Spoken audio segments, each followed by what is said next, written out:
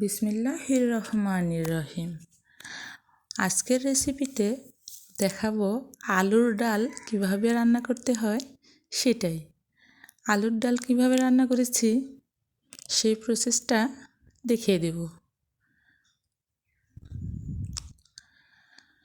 আলুর ডাল যারা যারা পছন্দ করেন তারা অবশ্যই দেখবেন।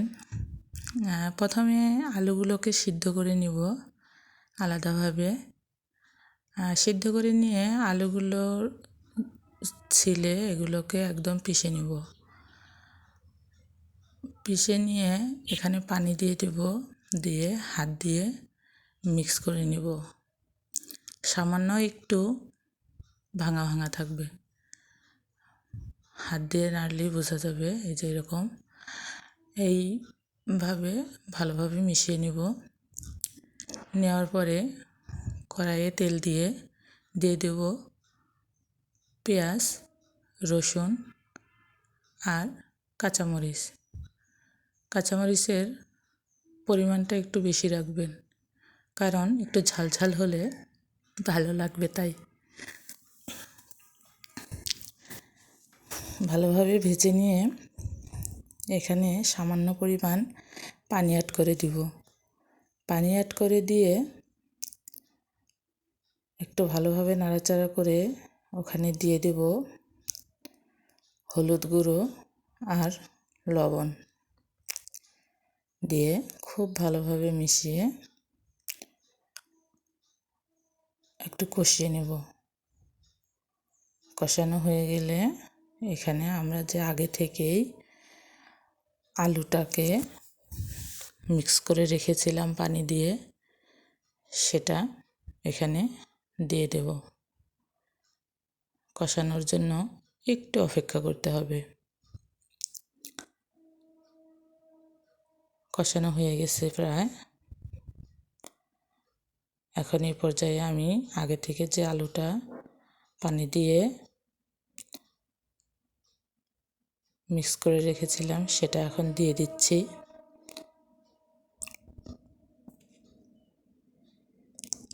এই তো দিয়ে দিলাম। এখানে আলাদা করে আরও একটু পানি আমি দিয়ে দিব, কারণ আরও একটু পানি দিয়ে দেওয়ার কারণ হচ্ছে আলুটা যেন বেশি ঘন হয়ে না যায়, সেজন্য একটু বেশি করে পানি দিয়ে নেড়ে চেড়ে নিব। নিয়ে এটাকে খুব ভালোভাবে জাল করে নেব। যারা আমার ভিডিও দেখেন, যাদের ভালো লাগে তারা অবশ্যই লাইক, কমেন্ট, শেয়ার দিবেন। আর যদি আরও কোনো রেসিপি দেখার ইচ্ছে হয় অবশ্যই কমেন্টে জানাবেন। ভালোভাবে নেড়ে চেড়ে নিয়ে আমরা জাল করে নিব। এটাকে এতটাও ঘন পরিমাণ করা যাবে না, তাহলে ঠান্ডা হওয়ার পরে কিন্তু এটা আর একটু বেশি আঠালো হয়ে যাবে, তখন এটা খেতে একদমই ভালো লাগবে না। একটু পাতলা পাতলাই থাকতে হবে। এরকম একটা পর্যায়ে নিয়ে আমি ভালোভাবে জাল করে নিব। এখন আমি দিয়ে দিচ্ছি, অনেকটা হয়ে এসেছে, হালকা একটু ঘন হয়ে এসেছে আর কি। এই পর্যায়ে আমি জিরে গুঁড়ো দিয়ে দিচ্ছি 1.5 চামচের মতো,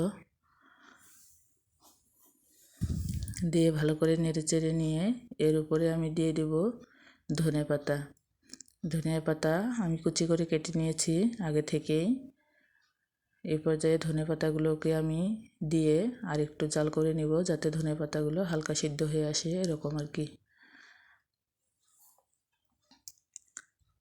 দিয়ে দিলাম। ধনেপাতা দেওয়াতে ডালের স্বাদটা কিন্তু আরেকটু বেড়ে যাবে। অবশ্যই ধনেপাতাটা সবাই দেওয়ার চেষ্টা করবেন, ধনেপাতার জন্যই কিন্তু স্বাদটা আরেকটু ভালো লাগবে বেশি। এই যে এরকম একটু আমি দেখে দিচ্ছি কীরকম ঘনত্বটা হয়েছে। এরকম ঘনত্ব হয়ে গেলে আপনারা অবশ্যই নামিয়ে নেবেন। আর বেশি ঘন করার দরকার নেই, কারণ ঠান্ডা হয়ে গেলে এটা আর একটু ঘন হবে, সেজন্য একটু হালকা পাতলা পাতলা রাখতে হবে। এই তো আমার রান্না হয়ে গেছে, দেখে দিচ্ছি। তবে আমার রেসিপি ভালো লাগলে অবশ্যই আমার সাথে থাকবেন। আমার রান্না করা ডাল। সবাইকে টাটা, বাই বাই, আল্লাহ হাফেজ।